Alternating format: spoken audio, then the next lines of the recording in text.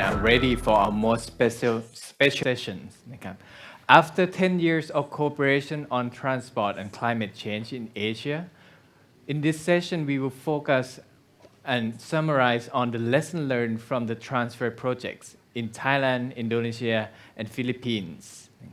For this session, please give a warm welcome to our moderator, Ms. Melissa Cruz from GIZ Philippines. Melissa, are you in the call already? Yes, thank you so much. Welcome to the closing event of Transfer in Asia. My name, as mentioned, is Melissa Cruz from GIZ Philippines, and I will be your moderator for today. We are spotlighting 3 countries in Asia that Transfer has worked in, but in addition to Indonesia, Philippines, and Thailand, Transfer has also been in China, Colombia, Peru, South Africa, and Tunisia, and also leads the Secretariat for the Global Mobilize Your City Partnership. This session is being live streamed on our event platform and will be made available on the Changing Transport YouTube channel afterwards. And if you have any questions, please feel free to type it in our chat. Without much ado right now, I'd like to introduce you to our speaker for our welcoming remarks. She is the Deputy Director General for Emission Control of Safety of Plants and Transport of the German Federal Ministry for the Environment. Ladies and gentlemen, let's welcome Dr.Ingrid Hanhoff.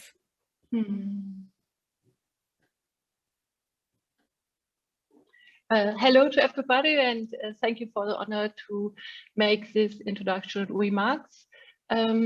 Dear Surapong Ming, Deputy General, Director General of the Office of Transport Policy and Planning in Thailand, dear Sheilah Napalang, Assistant Secretary for Planning and Project Development of the Department of Transport of the Philippines, and dear Mr. Suharto, Director Road Transport of the Ministry of Transportation in Indonesia. Dear participants, dear ladies and gentlemen, I warmly welcome you on behalf of the Federal Ministry for the Environment, Nature Conservation, Nuclear Safety and Consumer Protection to this session on the impacts and lessons learned to the transfer project in Asia. Let me take this opportunity to convey my appreciation to all of the cooperation partners of the transfer project. Your engagement has an extremely meaningful and creates a solid foundation for transformational change in the transport sector. I understand that this event does not yet mark the official conclusion of the project. However, with a few months left to go, I believe this session will be a valuable opportunity for a regional exchange on your achievement in developing transport mitigation actions that are ready for implementation. As Deputy Director General on Emission Control, Safety on Installation and Transport, I well understand the challenge of changing our transport systems.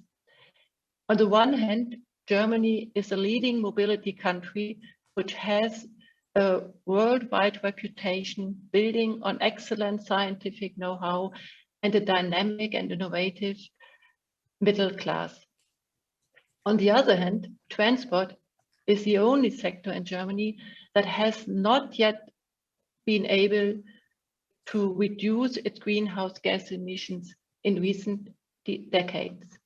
That is why the German government has agreed to ambitious goals.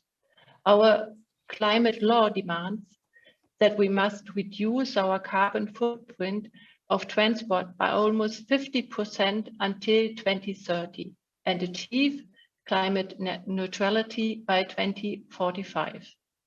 And the transformation of the transport sector means more than reducing greenhouse emissions. Sustainable mobility also means less noise, less health risk due to pollutant, and more space for healthy and inclusive modes of transport, such as bikes or electric public buses. It will certainly be a tough job to reach these goals. Our government coalition has committed to important measures on how to reach these targets in the transport sector. Allow me to highlight some of them. As we are convinced of the potential of vehicle electrification, we have set, for example, the goal of 50 million fully electric passenger cars in Germany for 2030, and will support a massive rollout of charging infrastructure. We aim to invest significantly more in rail than in roads.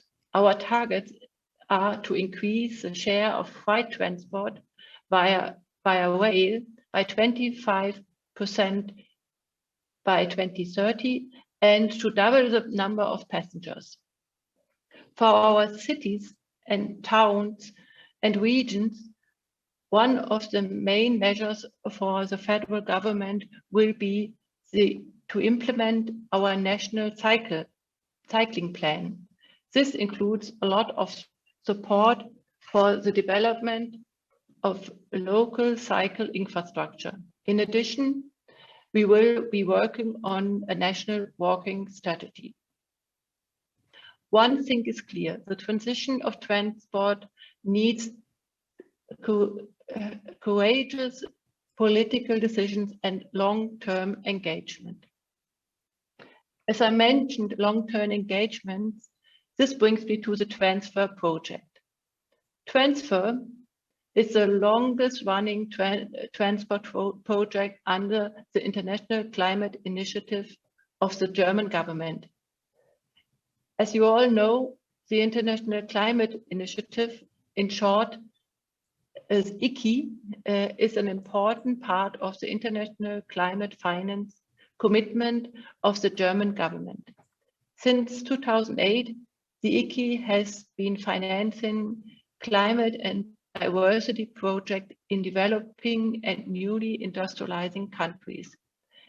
We commissioned the first phase of Transfer already 12 years ago in 2010, because we wanted to strengthen the efforts of developing and emerging countries for climate-friendly and sustainable transport. For us, this has been a very important objective ever since. We, as a donor, have learned at least 4 things from Transfer. Firstly, Transfer taught us that the crucial obstacle to more climate and environmental protection measures in the transport sector is not the lack of available funding, but rather the implementation of ambitious and well-designed measures. Secondly, we note and appreciate that the agenda of the Paris Climate Agreement has become an increasingly important factor for transport ministries in emerging economies. We continue to see strong demand from transport ministries for support in the development of ambitious transport mitigation actions and make the sector generally more sustainable. And thirdly, the success of Transfer underlines the value of international knowledge exchange. Dialogue platforms like the Transport and Climate Week build trust in the feasibility of the transformation that lies ahead for all of us. My last point is on the Mobilize Your City partnership, which has been initiated with support from Transfer and which includes, among other partners, national and local authorities from the Philippines, from Thailand and Indonesia. Multi-actor initiatives like the Mobilize Your City partnership have proven to be important drivers for raising the level of ambition, for combining approaches for different actors and for leveraging synergies. Against this background, I would like to thank the GIS project team of the country components in Indonesia, Thailand, and Philippines, as well as in Germany. Your dedication, your professionalism, and the spirit of cooperation has been vital for the success story that we are celebrating today. Dear cooperation partners, I would like to conclude my remarks with a humble request to you. Please continue to take a leading role and sustained commitment in ensuring that climate and sustainability action in transport carries on beyond the project. I include Germany when I say that we all still face massive challenges in transforming our transport sector, and that we have lots of domestic homework to do. So to succeed in this endeavor, we must work together internationally. Therefore, let me finish by stressing that Germany remains strongly committed to continue and expand its international cooperation for sustainable, climate-friendly and inclusive transport system.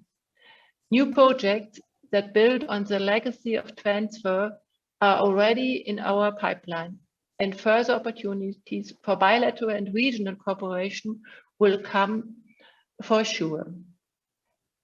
Ladies and gentlemen, with these remarks, I have the pleasure and honor to open this session.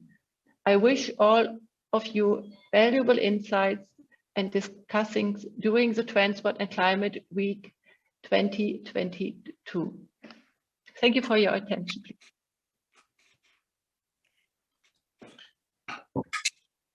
Thank you so much, Dr. Hanhoff. If you're going to see our event platform, Daniel Bongardt has written there, thank you, Mrs. Hanhoff and BMUV for 12 years support of the transfer project. And I believe that everyone here in this call and also in our audience fully agree with your four learnings that indeed the crucial obstacle may not be funding, but it's really implementation on the ground, that the Paris Agenda is really, really important in emerging economies, especially when it comes to transportation, and that one of the successes of transfer is something that we see right here, which is the knowledge exchange that we all have. And of course, we cannot forget Mobilize Your City, which is really and has raised the ambition of many, many countries. So from the bottom of our hearts of transfer, we thank you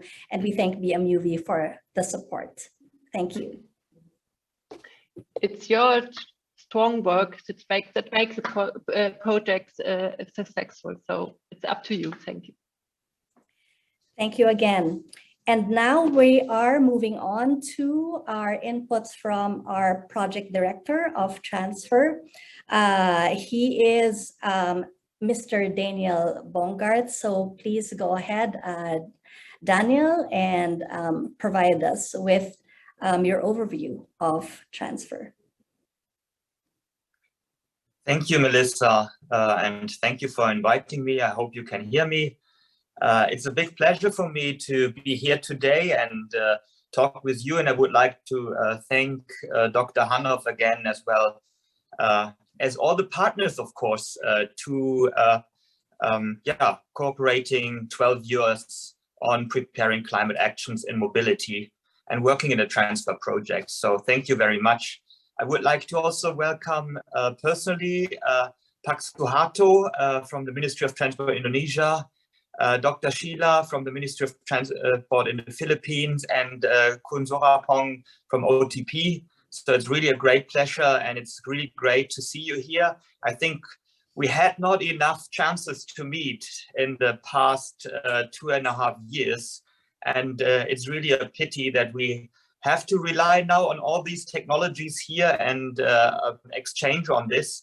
Thank you for engaging with us continuously over so many years.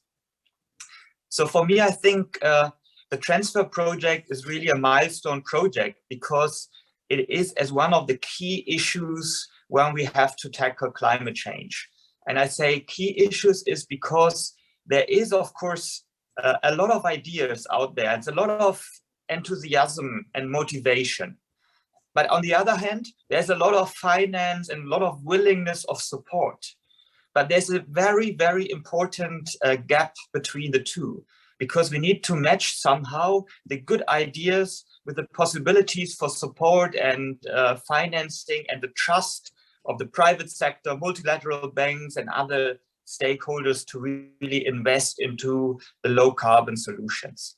And so this was a basic idea of the transfer project when it has been set up in 2010.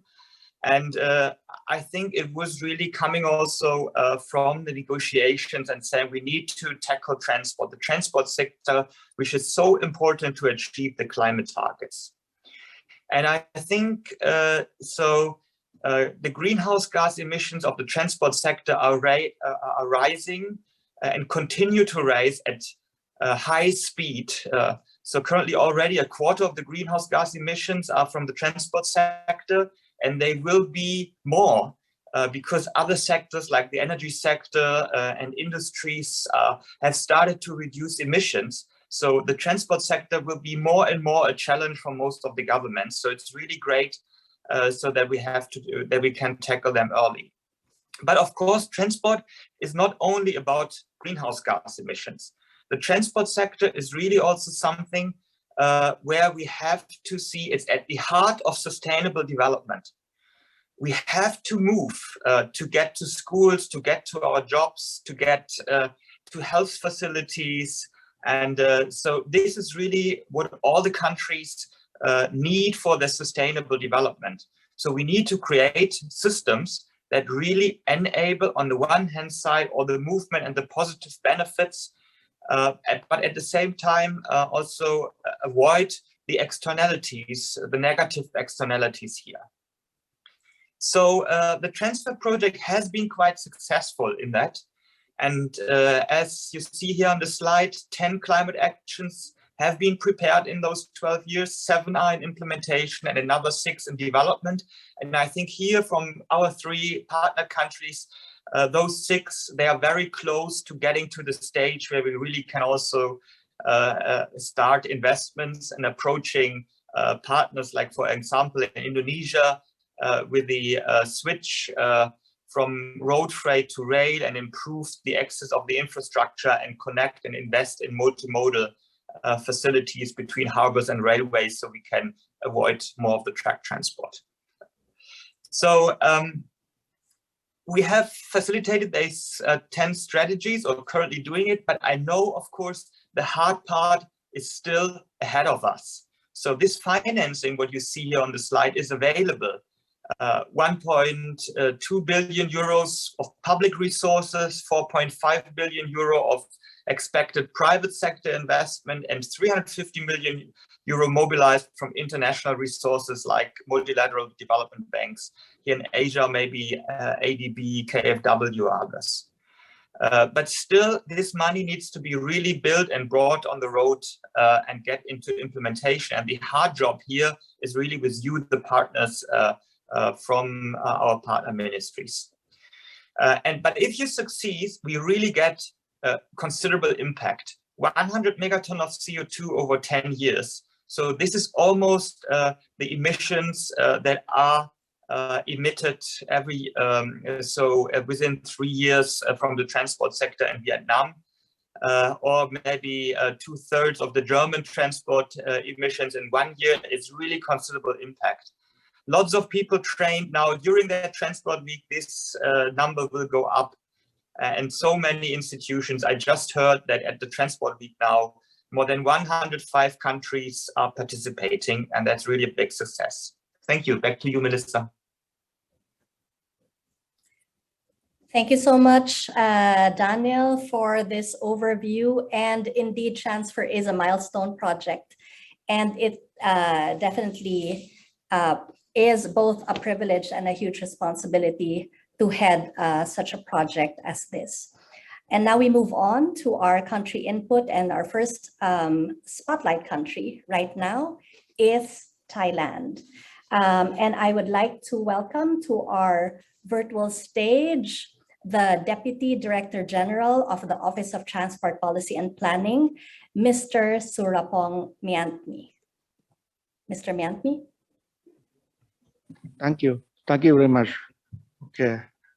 First off, I present the climate action of the Thailand.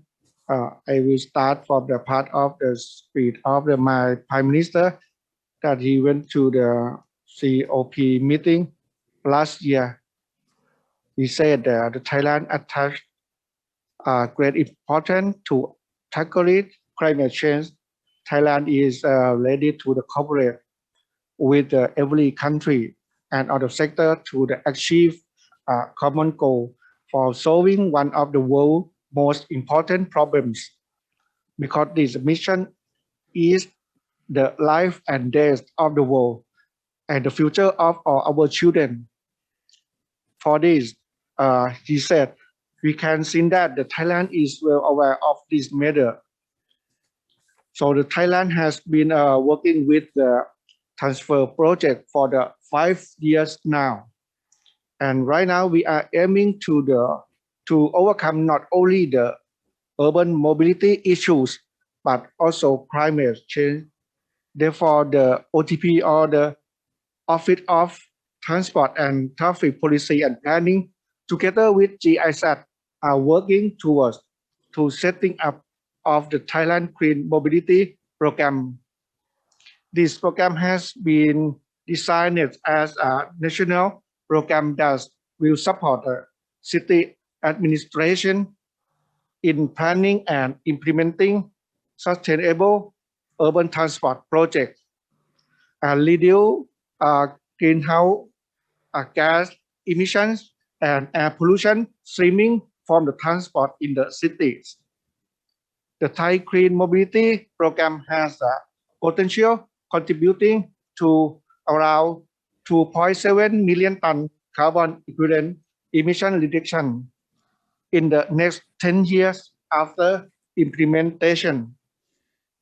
For this program that in the slide, we are focused on the 3 components, including a congestion charge, pre-feasibility study for the Bangkok, the establishment of the Clean Mobility Fund, and finally, the study on the financial mechanism that can help the public transport operator transform their fees to the EV vehicle.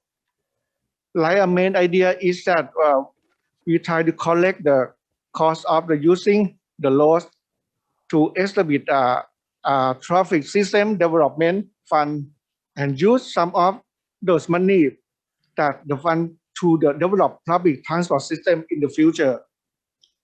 And now OTP under Ministry of Transport developed the NDC action plan already for the transport sector last year.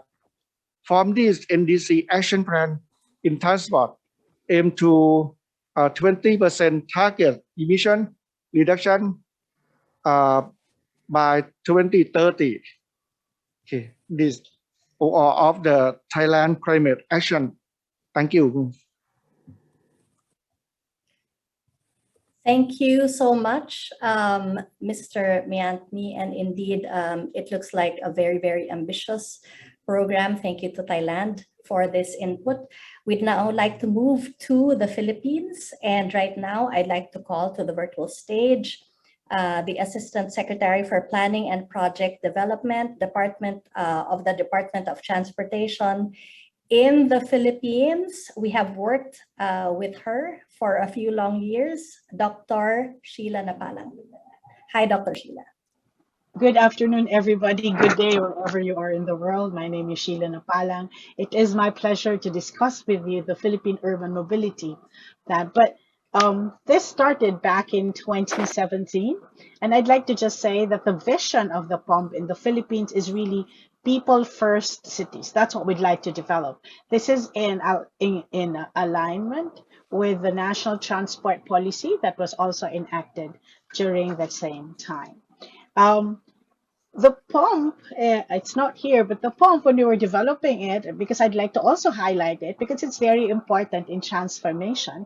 The pump, which started in 2017, involved many stakeholders, including national government, local government units, the private sector, as well as our development partners, such as the GIZ. So we have worked on it, and I'd like to just, you can't see it very well, but the pump actually has, I'd like to highlight three components of our pump. One is the promotion of active transport. The pandemic, as difficult though it, as tragic though it might have been, has actually provided the Philippines an opportunity to improve its active transport infrastructure. So now we have 561 kilometers. This is from almost nil before the pandemic. We now have 561 kilometers of bike lanes in Metro Manila, in Cebu, and in Iloilo City. We have also included in the PUM the public transport development. As you all know, we all know this. That's why the urban mobility plan is very important, because worldwide, more than 50% of your population are now residing in urban centers, making your urban centers very, very critical for transport mobility, as well as ensuring that you would have reduced GHG footprints. So one of the anchors for our pump is really the public transportation improvement, right? So transfer supports and supported the public utility vehicle modernization program. They did a lot of study actually on this one, which among its many components would look at fleet modernization. But more than that, it also would look at route rationalization, meaning that we look at routes if public transportation would be connected or not. So that's truly very important. In fact, the department submitted its unconditional nationally determined contributions intervention in 2019, if I'm not mistaken. And 3 out of the 4 interventions are actually linked to public transportation. And one of which was the Public Utility Vehicle Modernization Program, which looks at how do we improve efficiency of the public transport sector at the same time with a GHG reduction as a GHG footprint reduction as a co-benefit. So this has become the backbone of our pump. And if you look at the slide that you have right now, one of the things that was really focused on when we talk about the BUV modernization program is really also the improvement in terms of the conditions, the working conditions of your people. So as you can see there, the staff per vehicle, for instance, you can have 2 drivers. So that means you also expand the number of people who can now ply the streets. But because you have extended the daily operating hours from 14 hours to 19 hours. Look at the fuel economy per passenger on a per kilometer basis. For the old jeepneys, that's only 111 kilometers per liter. This has been increased in efficiency. It's been increased to 156 kilometers per liter. In terms of vehicle occupancy, under the PUV modernization program, on a per day, per unit basis, the traditional jeepneys, meaning the ones that we replaced, would have 300 passengers, whereas we can ferry about 460 passengers a day. All in all, the NDC that we have submitted, is estimated to reduce carbon footprint by 7.95% of baseline. Oh, I forgot to mention that back in 2016, the transport sector was considered as the 3rd largest GHG emitter third only to agriculture and energy. That's why this is very important. The NDC that we submitted will include public transportation. So here you would also see the expected benefits of POM, so public transport, active mobility, urban freight. Let me talk about urban freight because this is actually one of the components of the PUP, the POMP, the Philippine Urban Mobility Plan. One of the things that we have done recently is to actually look at the freight sector, how to decarbonize the freight sector, not just the vehicles themselves, but we've also embarked on a study to also look at port operations. So the pump, for me, the pump that we have crafted back in 2017 has become a living document that will continue to propel the Philippines into reducing the footprint of the what do you call this, of the transport sector, the carbon transport sector. I'd also like to just share. So one, if you can see it, I think the last phrase there is really transit-oriented development. In transit-oriented development, again, the Philippines has embarked on looking at how we can improve linking land use to transport. So our national urban housing and development framework plan now looks at how we can develop communities that will be within 10 minutes walk from a station. Well, it's walk and cycle. So by using active transport or bicycle or cycling, you actually extend the sphere of influence of your areas. And on the last note, again, still with public transportation, recently, I think in April of 2022, where I'm happy to just say that finally the Philippines approved the Electric Vehicle Industry Development Act. This is for us in the transport sector is a key policy that will support transition from the traditional fuel-based transport to electric vehicles. And under this law, we would now look at how to come up with a comprehensive roadmap for e-vehicles, installation of charging stations, what the optimal discussion of it, as well as looking at how to also encourage government and corporate fleets to transition to 5% of their fleet to become electric vehicles.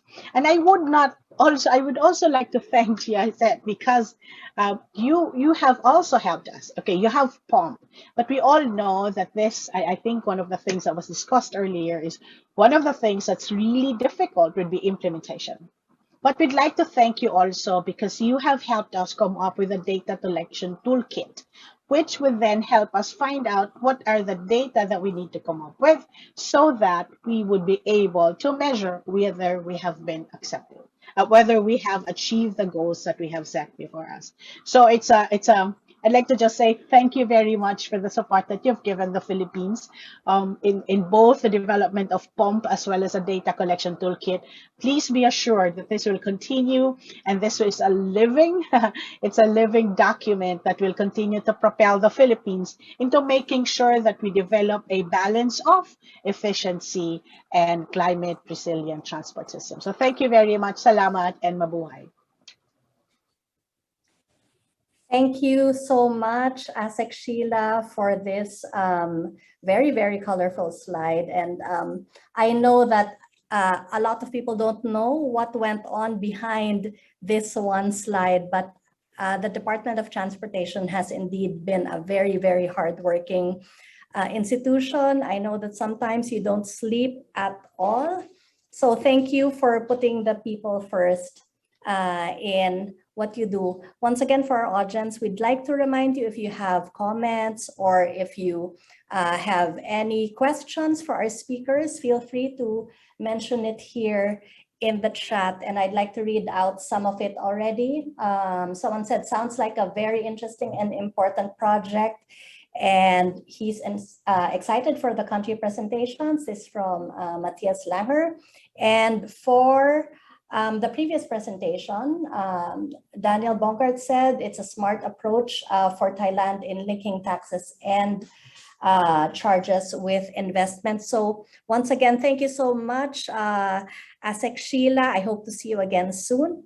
And right now we are going to move on to Indonesia. And I'd like to welcome to our virtual stage the Director of Road Transport of the Ministry of Transportation, Mr. Suharto. Please continue with your presentation. Terima kasih. Selamat siang. Thank you very much. Bapak dan Ibu sekalian. Good afternoon, ladies and gentlemen. Warm greeting from Indonesia. Para yang terhormat, Dr.Ingrid Hanhoff, To distinguish Dr.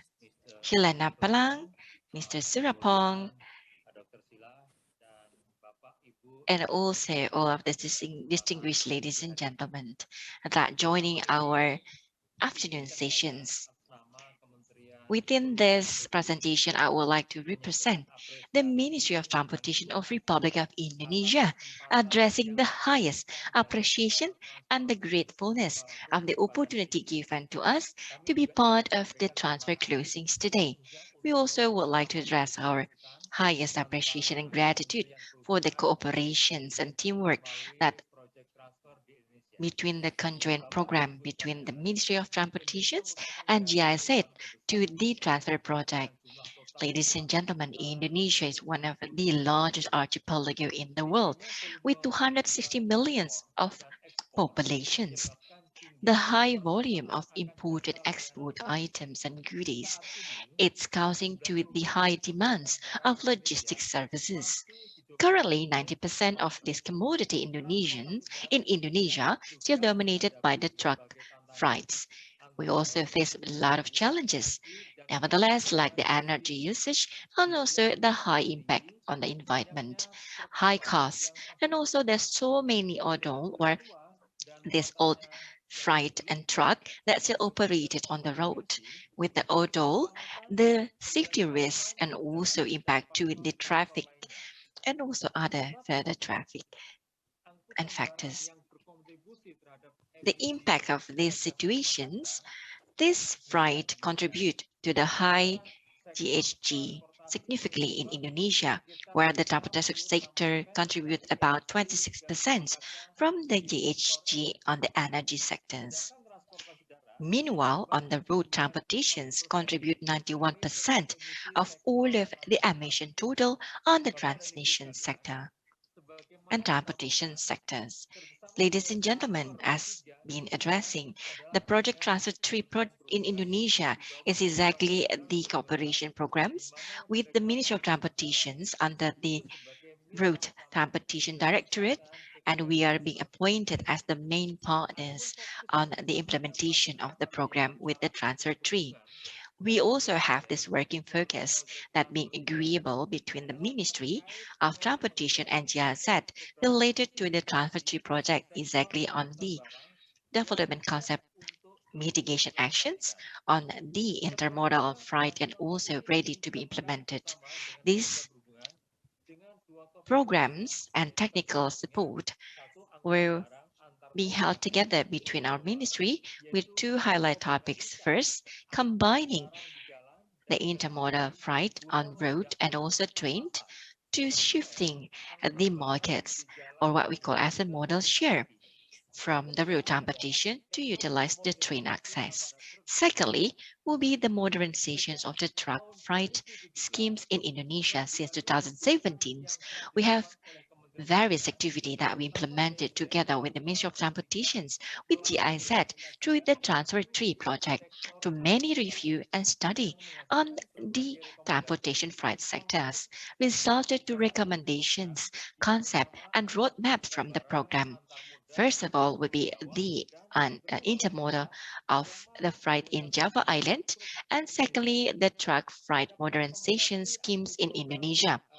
We also have the action program recommendations related to the transportation freight in Java Islands, covering the intermodal infrastructure development and improvement from train and road, providing more of the rail connections of the train to the port, also reducing the transportation costs utilizing the train and intermodal as well.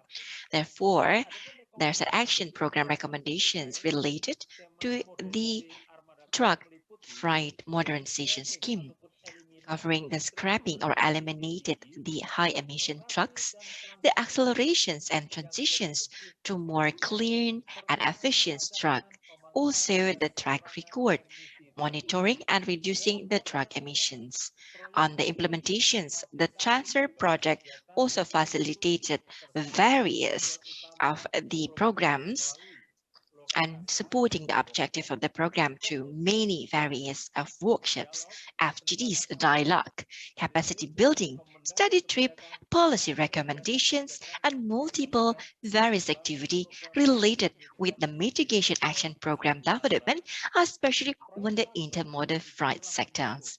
This transfer project also supported an active participating on multiple activity that being implemented and held by the Ministry of Transportation that need a lot of support from the transfer project on the transportation sector generally. The result of the recommendation from the project transfer related to the intermodal of the freight in Java Island and also the truck schemes modernization scheme in Indonesia surely is giving the best benefit for the Ministry of Transportation as the baseline of the planning and the program implementation to the future, especially on the freight sectors.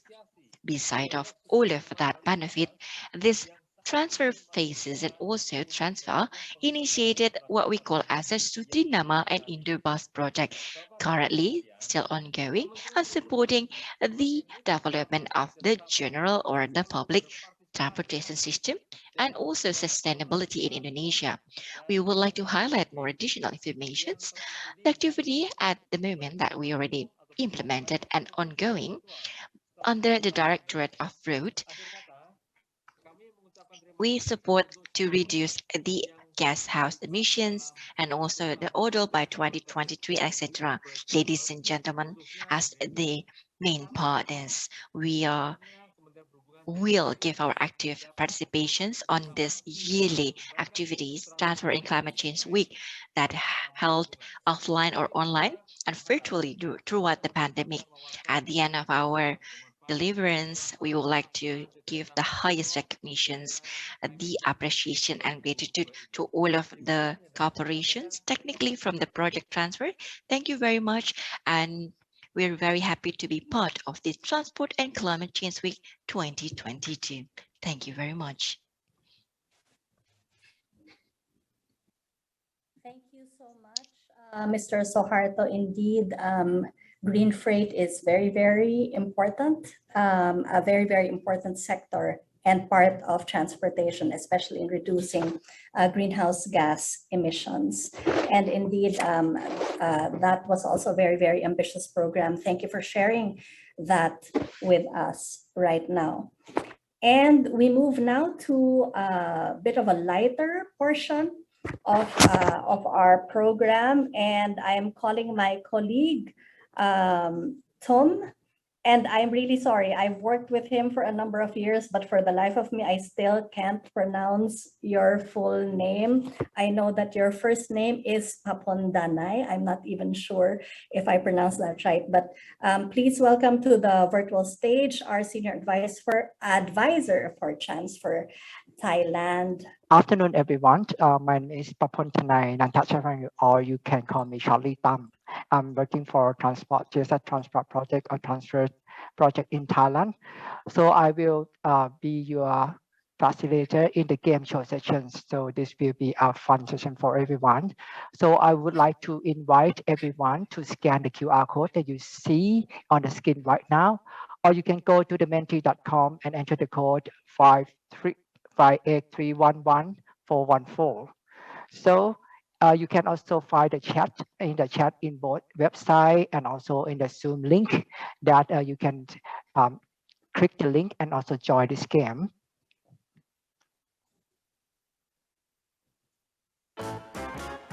So we are going to start. Now we have 3, 4, 5, 6 participants at the moment. I hope you can hear the sound of the music as well. So I think we have enough participants at the moment. Oh, we have one more. Okay, one more. That's very good. Exciting. Okay.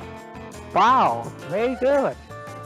So we have more than 10 right now, 15 at the moment. Oh, 16. Wow, very good. Exciting.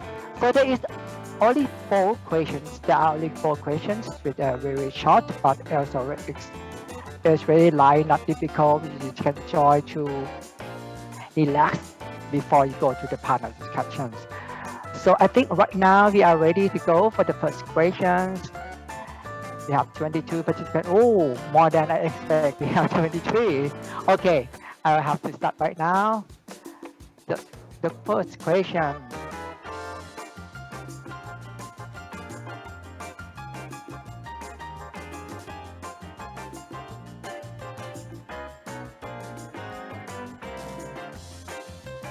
Sorry, this is the first question.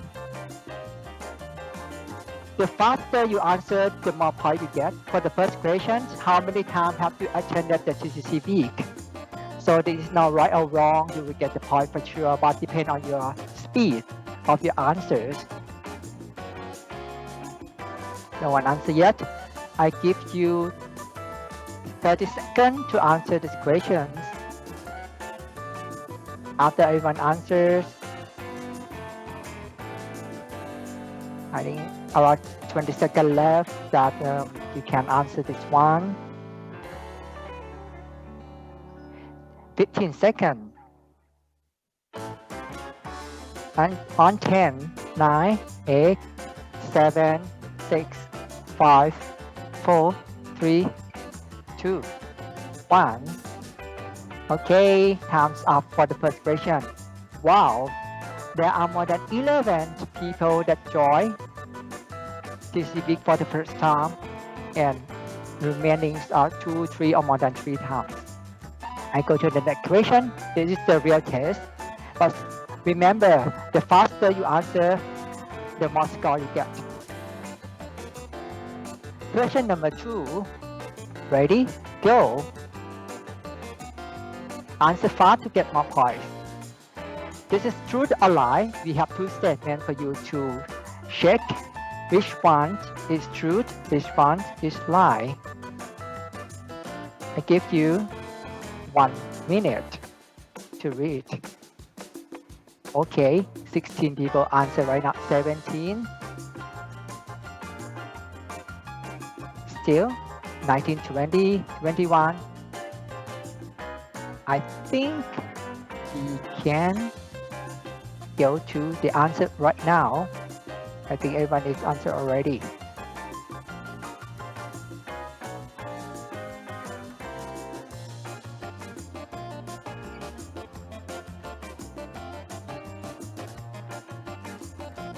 The correct answer is in 2021, the Earth has already warmed by 1 degree Celsius. 3 degrees Celsius is wrong. Sorry for the 2. Okay, I go to the next question. Go. Prepare for the questions. Which one is not the mitigation approach of the transport sectors? Avoid, shift, improve, and reduce. 1 minute. This is not difficult for us, I hope. This is very easy.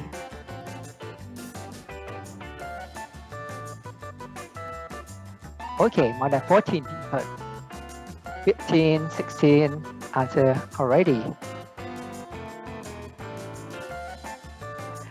17. Okay, almost finished. I hope you guys get more points from these questions. 20, 21. Okay.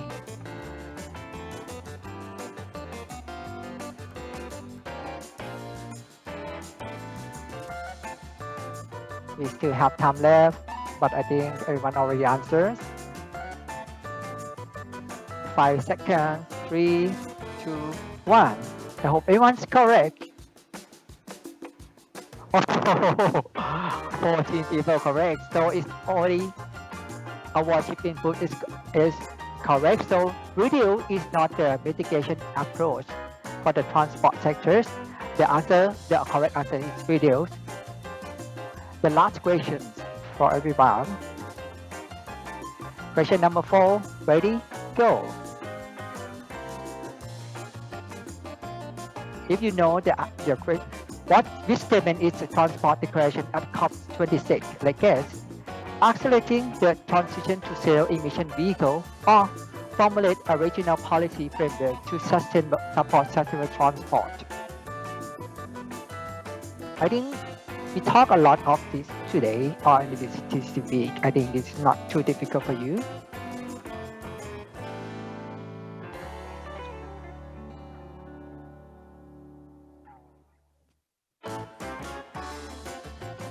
Okay. 25 seconds left, I think. Let's guess if you don't know.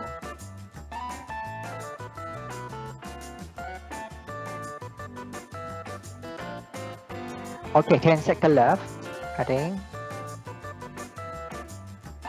5, 4, 3, 2, 1. And the correct answer is accelerating the transition to zero emission vehicles. This is the transport declaration at COP26 last year in Glasgow. So congratulations for all the correct answers, 15 people. So now I will show you who are the winners of this game show.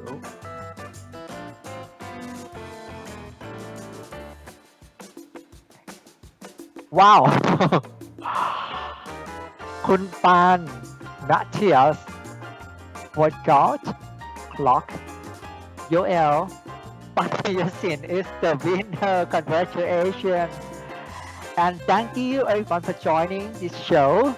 And I will return mic to Melissa. Bye bye. Thank you everyone for joining. Thank you so much, Tom, for this and a very, very cute game. And right now we shall move on to our panel discussion, very exciting, especially from our participants from our country input earlier. So may we welcome to the virtual stage Mr. Daniel Bongardt, Mr. Surapong Meantmitr, Dr. Sheilah Napalang, and also Mr. Suharto.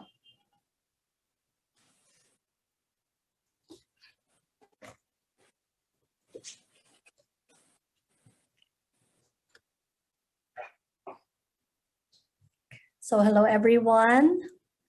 I'm not sure who got perfect score in that previous game, but it seemed very, very interesting. So actually, right now, we have an icebreaker question for all of you. And maybe I will let Daniel speak last because the question is this. What is the first thing that comes to your mind when you think of transfer? So maybe one word, or would like to answer first?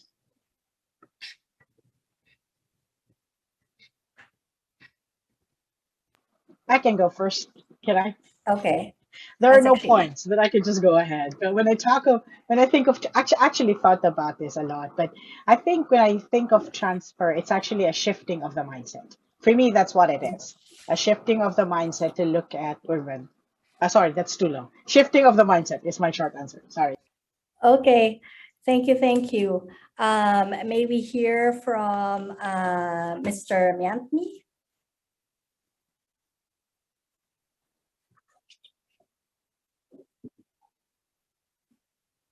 Of Thailand.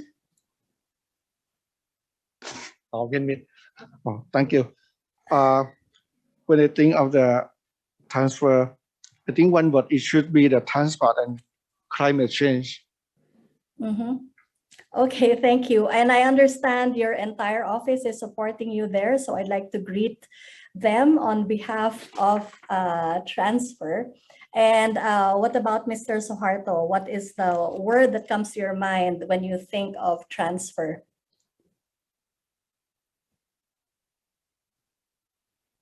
Mr. Suharto? Ya, terima kasih. Suatu metode. Thank you so much. So transfer is exactly a best methods to transitions. So this is what exactly crossed my mind, but that's true. It's correct. This exactly become the main core of the transfer project. We do a major transitions to a betterment in Indonesia. Thank you. All right, thank you so much.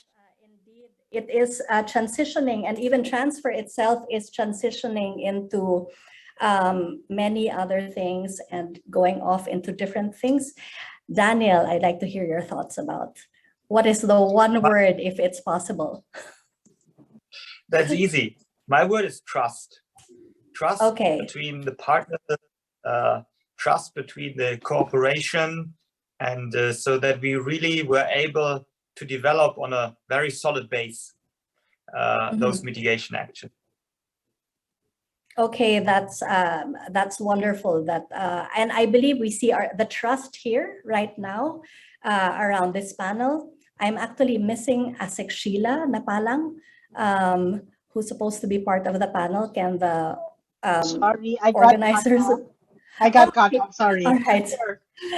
Okay, no problem. But in terms of, so my next question for you all is, in the past 10 years, so we're thinking 2012 right now because we're in 2022. Did you notice any shift in the consideration for climate change in the past 10 years? Like, has it been less important, more important, or what has changed in your countries in terms of how they view climate change? So maybe let's shift it up right now. Let's start with Mr. Suharto in Indonesia.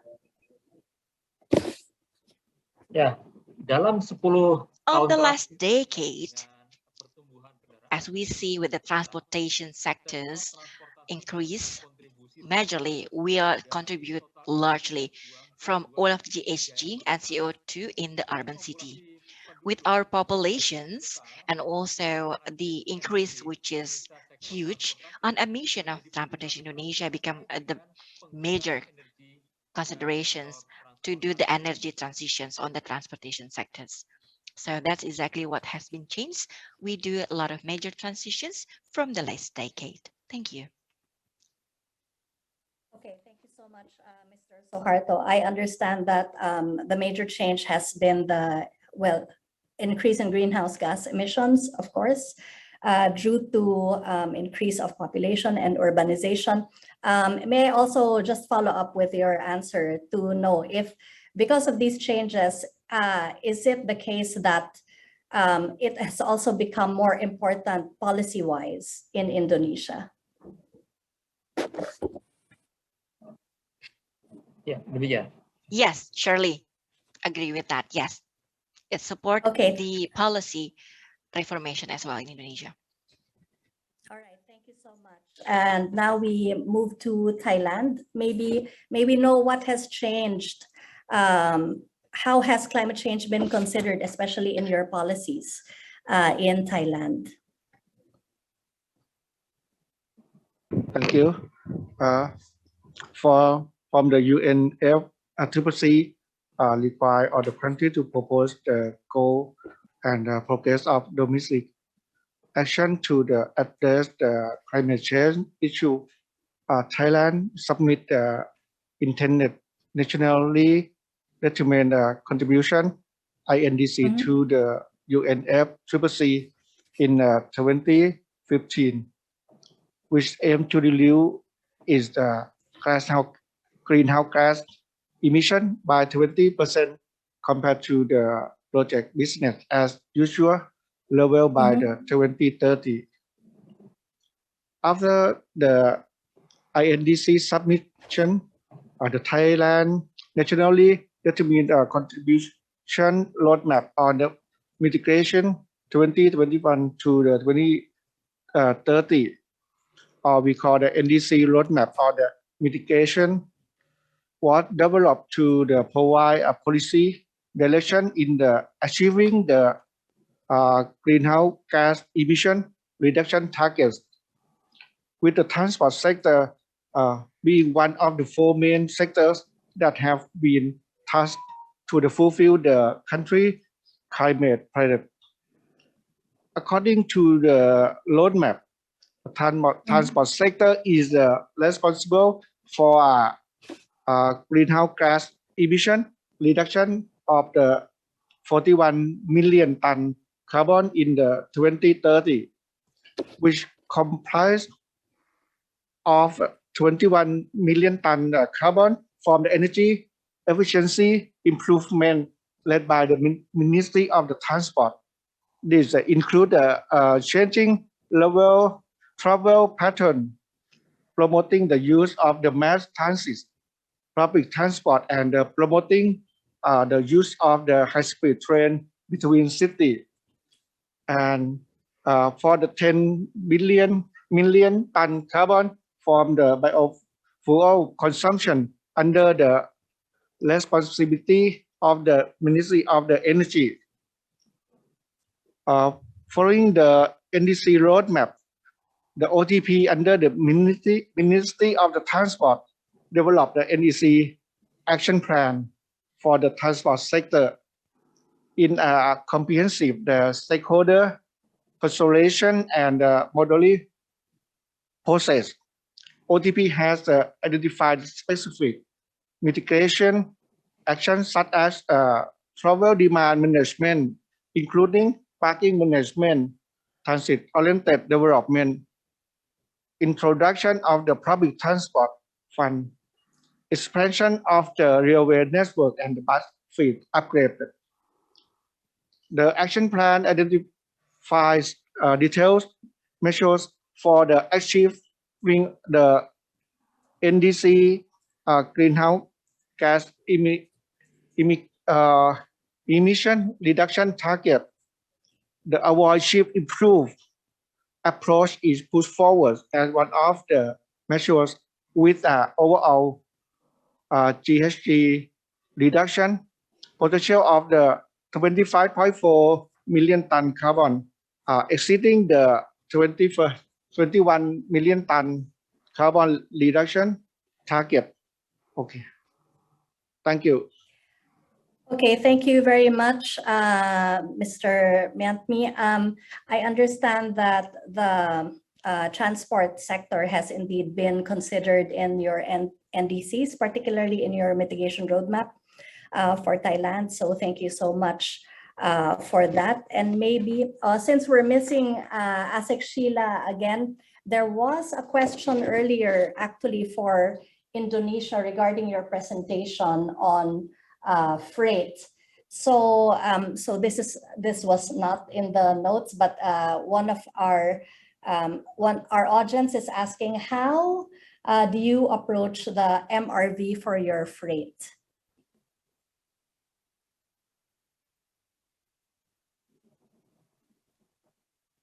If you'd like to take some time, but I understand from the chat that ASEC Sheilah is back. If we can also have her back on our screen. Hi, sorry, I said I was gonna come back, so because before I get cut off, and I will answer the question on what has changed for the Philippines. Okay. All right. I think one of the key change was the enactment or the approval of the National Transport Policy, which clearly set out what transport is all about. This was in 2017. But even before that, the department has actually adopted the national environmentally sustainable transport strategies back in 2009, but without a policy that would support it, it actually fizzled out. So for me, one of the key things that actually supported the raising of awareness of climate change and transport and climate change is the National Transport Policy. The other one, of course, is this is in 2016, with the cognition that public transport should be the backbone of urban centers for a more efficient transport. Also came the cognition that transport the carbon footprint should also be reduced. Hence, PUMP was really focused on public transportation. And also In support of these NTP, in 2019, as I've mentioned earlier, the Philippines submitted its unconditional, nationally determined contributions, which included public transportation, so the PUVMP, which I talked about earlier, the bus rapid transit projects, as well as a rail expansion of the project. So I think those were the key turning points for the Philippines in considering climate change in transport.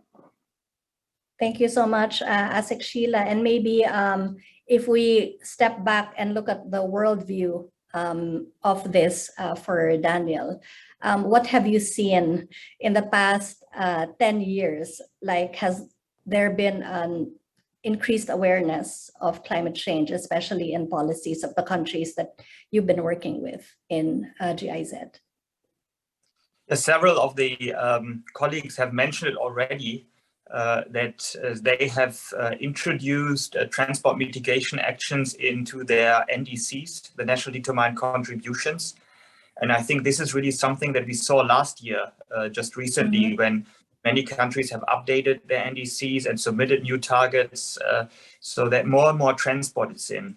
And when we compare to the INDCs from 2015, when the Paris Agreement was negotiated, this is now much more specific, and I think also on a much more solid basis. Even if not everywhere, the ambition is high enough to reach net zero emissions by 2050 and really stick to the well below 2-degree target. So I think we are now on a way where it's really already much more solid. And with having many things in the pipelines, we saw especially electric mobility coming up in the NDCs. Many countries have now included this. I know Thailand has mentioned it in the NDC quite prominently, but also in other countries it is relevant. And maybe just one sentence about Germany, where we are coming from, because we are also struggling with reaching the climate targets, especially in the transport sector. It's one of the hardest to abate sectors, maybe so together with buildings. So last year we have seen that the German government has enacted a new climate act, and this climate act now has binding targets for all the sectors, including transport. So we almost have to cut emissions by half until 2030. And this really triggers a different discussion and a different way on discussing the measures, because every year it's checked against that target. Where are we? And the Environmental Protection Agency is publishing the numbers, and it's putting quite a lot of pressure on the decision makers. And it's moving now. Yes, thank you so much. Indeed, we have seen all of those happen in the past 10 years. Well, not only increased ambition, but we saw the NDCs as well, and awareness of the decision makers, as you mentioned. Another question that we'd like to ask, and maybe this may be our last question, because we are actually running out of time, if it's okay with all of you. So with transfer now closing as a project after 12 years, what does a post-transfer look like for your country? I mean, I'm sure we'll see each other, especially in the same countries. But what does cooperation look like in the Philippines, in Indonesia, in Thailand, and worldwide in the countries that we are seeing right now? Maybe I start with Asik Sheilah now. Thank you, Melissa. I was worried that when it's my turn, I get cut off again. But first of all, I've already mentioned this, that even post-transfer, the groundwork that was laid in the development of PUMP will also help us, because it shaped how we're going to move forward, right? Because it already also identified key areas which we can look at, so that we would be able to really meet the SDG goals of making communities accessible by expanding public transportation and active transport. That's the first one. The second one is the data collection toolkit is going to also sustain us even beyond transfer, because you know what the data collection toolkit has given us is a way of collecting uniform data across platforms. And we all know that data is very important for us to be able to monitor and to improve the programs that we have. So those are the two things, the POM as well as the data collection toolkit will be most useful in propelling us forward.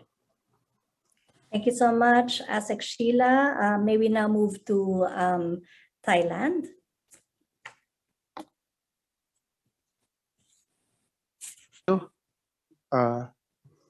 For the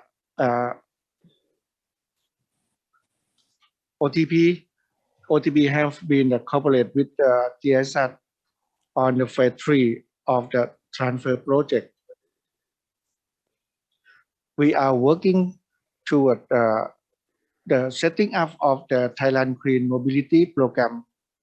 This is a national program that supports city administration in the planning and implementing sustainable urban measures and project to reduce greenhouse gas emission in transport. It also focuses on reducing traffic-related air pollution in Thai city. This project has several objectives.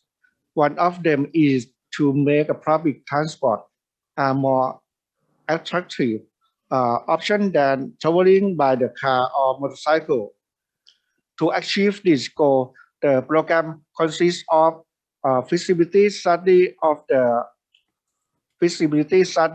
Bangkok congestion fee parking fee project and develop of the National Sustainable Transport Development Fund and used to the modernized public transport fees for the bus, van, and motorcycle taxi, MRT fare, last mile connection to reduce the use of the private vehicle. Even the transfer program will end this October this year. The Thai government will continue to enhance the capability of the country to reduce the greenhouse gas emission and improve air quality in the city. The congestion charge and the sustainable transport fund still need further study and more research until we find the best solution in order to tackle down the most chronicle issue of the city like congestion and pollution. Even the project is coming to the end in this year. We are still continuing our partnership on the upcoming project in the topic of the first is lower the emission rate of the vehicle to the regulatory and physical instruments to the foster the transition to the electric mobility under improved project. The second topic is on the urban mobility development under the Urban Act project. And the last but not least, the IKI bilateral program TGC EMC or the Thai German Cooperation on the Energy Mobility Climate and the project which focus on the sustainable energy transition in the Thai energy and transport sector.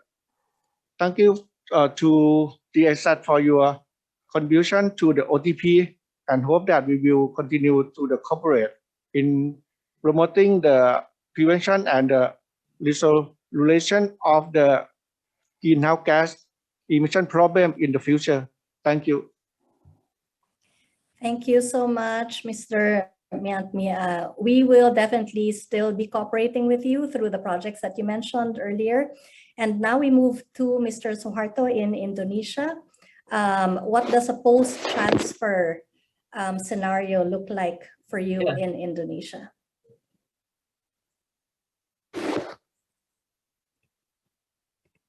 Ya, terima kasih. Tentunya kami ucapkan terima kasih. Thank you very much. The highest gratitude for GIZ, surely, that fully support our programs through the transfer project. From the transfer project, enabling us to be able to identify to all of the fright category. We know it's become the major problems contribute to the logistics sector in Indonesia. Currently, we are enabling to identify that our transportation freight is very old. So we would like to do the mitigations and give the strict limitations to the usage of those old trucks. We also aware and realize that is contribute to the emissions of the greenhouse gas. Of course, without the transition, it will impact to the cost if we're not stopping the production or the usage of those old trucks. We know the huge impact to the environment will be the emissions. But we also set the schemes of the incentive and also support from the government. The next program scenario, we would like to do the environment-friendly transportation program transitions. We also have what we call as ITS, it's at Intelligent Transportation Systems. It's become the major important programs for our long-term project development on the transportation sectors. Therefore, the future cooperations, that will be something that we enthusiastic to wait coming from the GIZ to the future. Thank you very much. That will be all for me. Thank you very much, Mr. Suharto. And I know, Daniel, a post-transfer, I mean, for your country does not really mean much, but maybe you can give us a few words of encouragement, maybe of what else is in store in terms of transport or any plans for the future moving on. Thank you, Melissa. Anyhow, of course, we will continue to work on transport, even if we have other focus areas. I think one of the key things that we really need to tackle and that we will go in will be to the question of how to really achieve net zero emissions, because now many countries have committed to those net zero targets, which are much longer term than the mitigation actions that we looked at in the transfer project.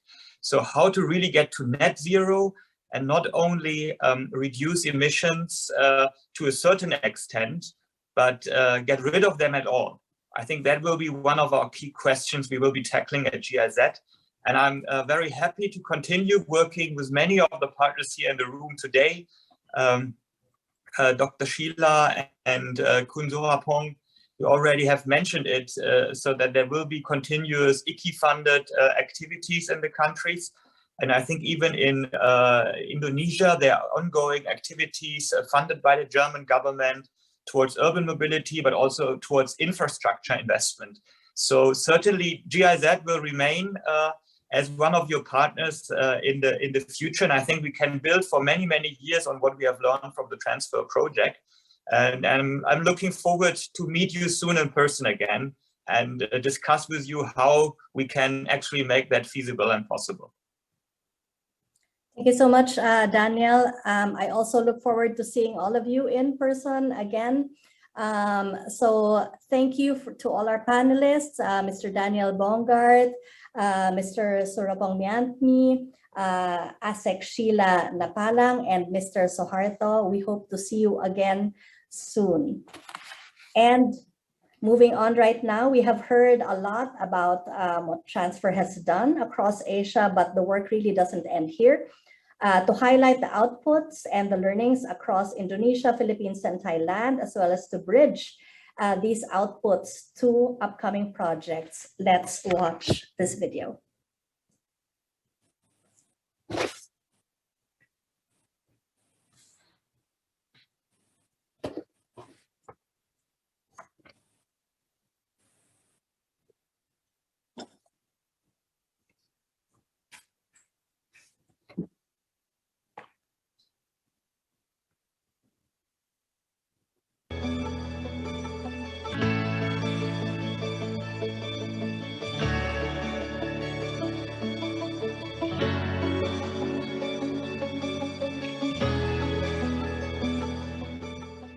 Transfer is a project of international development cooperation to reduce CO2 emissions from transport. It is funded by the International Climate Initiative of the German Ministry for the Environment. The project objective is to increase the efforts of developing countries to transform transport. Therefore, Transfer acts as a climate action preparation facility and is bridging the gap from ambition to implementation of NDCs. Because cities are in charge of many climate actions, Transfer is supporting the Mobilize Your City Partnership, a joint Team Europe effort of Germany, France, the European Union, and the Asian Development Bank. For the past 3 years, in the ASEAN region, Transfer supported 3 countries. In Indonesia, we have been tackling freight transport. And in Thailand and the Philippines, we have been preparing urban mobility programs and electrifying bus fleets. Together, those 3 countries have a mitigation potential of 48 megatons of CO2 emissions until 2030.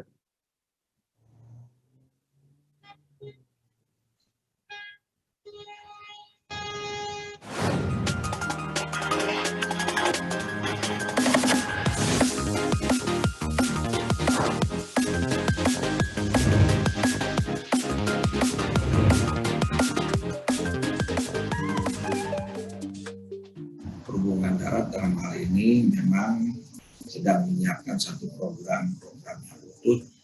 We are currently preparing the comprehensive programs, especially towards the oil-free by 2023 programs. We are creating one system that actually complies with the existing rules. Secondly, public transportation with the buy the service schemes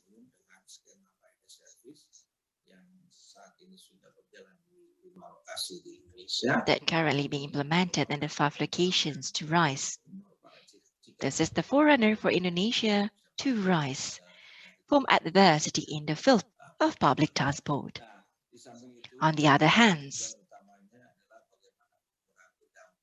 how are we able to fight on the negative impacts of the high use of private vehicles so that the bad impact on the environment or climate change is reduced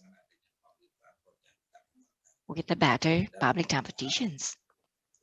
We wish that the transportation in Indonesia is developing and become an integral part of improving the Indonesian economy.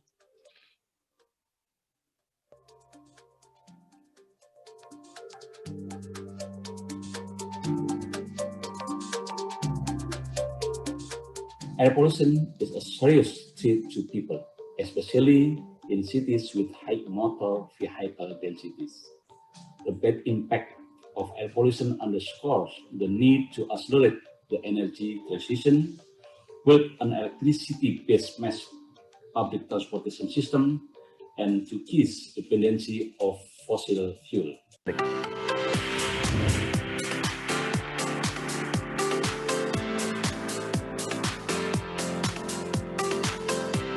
A lot of people are thinking that it is just about replacing the old, dilapidated, smoke-belching, polluting public utility jeepneys.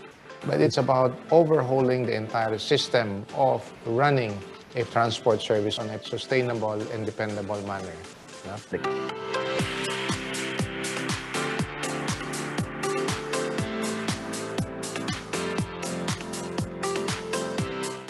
Philippine Urban Mobility Program, one of the advantages, or for me, it's also power of the the POM, or the Urban Mobility Plan, is the fact that it includes indicators that we can actually use to determine whether you have been successful in that particular aspect.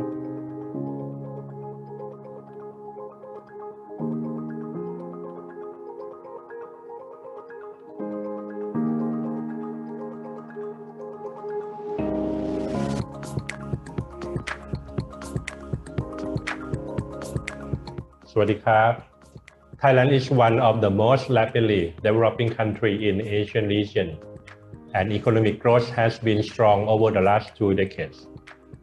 The country is expected to continue to grow, and with this growth, the unwanted externality related to urbanization, motorization, and growing transport demand will continue to rise.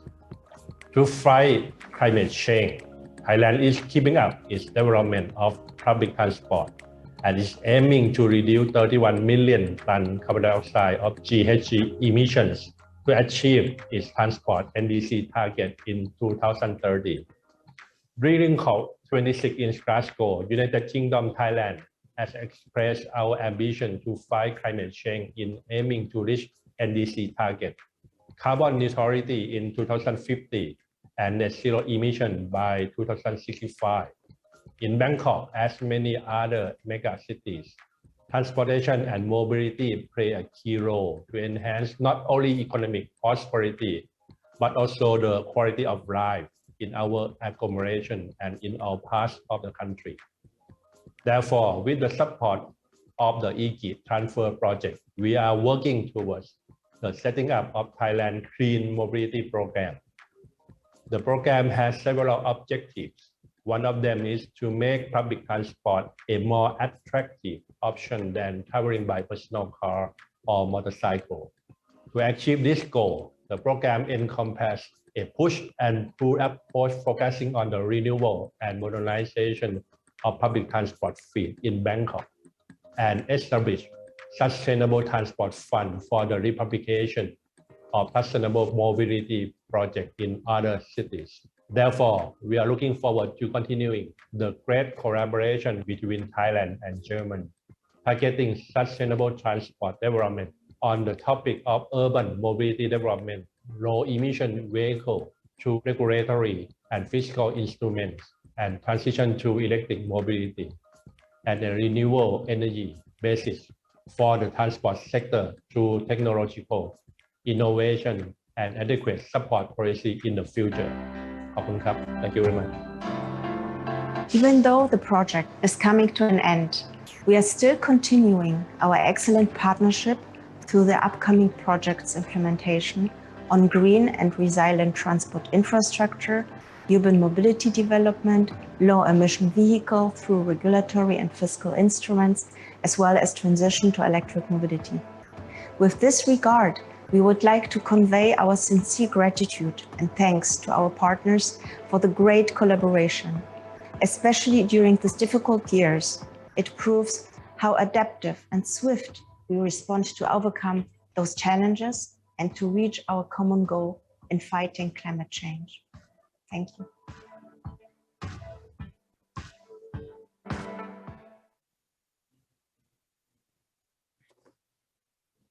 So we're back right now. And as we close, I'd like to call Dr. Dominika Kalinowska, who is the Project Director for Transport Projects in GIZ, Thailand. Dr. Dominika. Thank you so much, Melissa. I hope everybody can hear me well. I will try to speak up. It's a pleasure to be able to close this event. And I would like to share a couple of thoughts with you. I know we had a lot of thank yous, but I cannot do any different than just join in this round of expressing gratitude. And therefore, I would like to thank our partner country representatives for sharing your transfer legacy with all of us and the Global TCC Week audience. Thank you for the fruitful discussion, but foremost, also thank you for partnering with us in the transfer project, as well as in many other activities that we have accomplished together during over a decade of transfer implementation. We have seen the variety of highlights, achievements, and success stories that were made possible with the support of the transfer project in the many areas of sustainable transport development. The diversity of our project topics and activities shows how our cooperation is shaped by prioritizing the local needs of each partner in diverse contexts and across the different countries. But we could also see and hear from our discussions how all of us are sharing the same and growing challenges to continue making our transportation and mobility ecosystem more sustainable and climate-proofed for a carbon-neutral future, a future that all of us are striving for.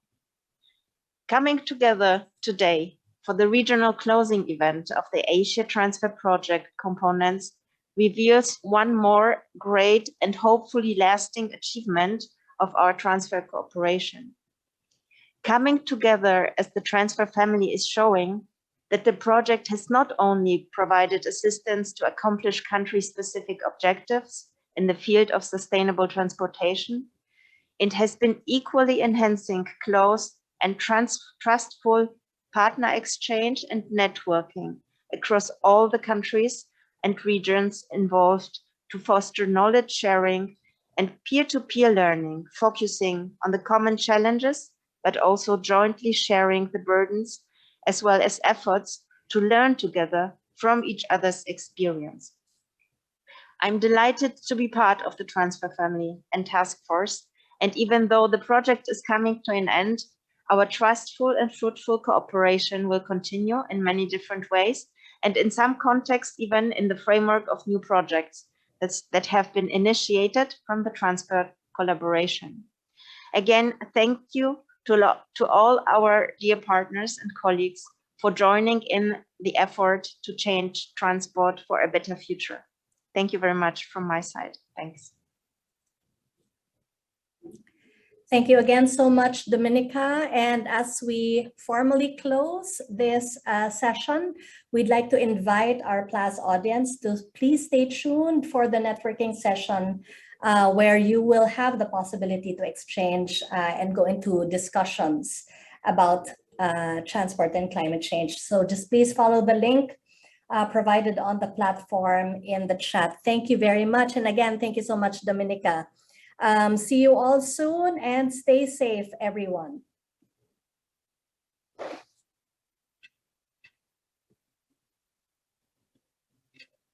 Melissa Cruz for being moderator for our closing session. So what the session that had just ended marked the 10-year cooperations under the transfer projects, which is we have learned a lot during the last decades. The next session actually should be on the fiscal policy and transport. However, we are facing some technical problems and also some power problems in the studio here in Hanoi. Therefore, we would like to take 10 minutes maintenance break, and then we will come back again at around 4:45 to fix some technical issue. And I'm so sorry for this technical issue, but see you soon in 10 minutes. Thank you.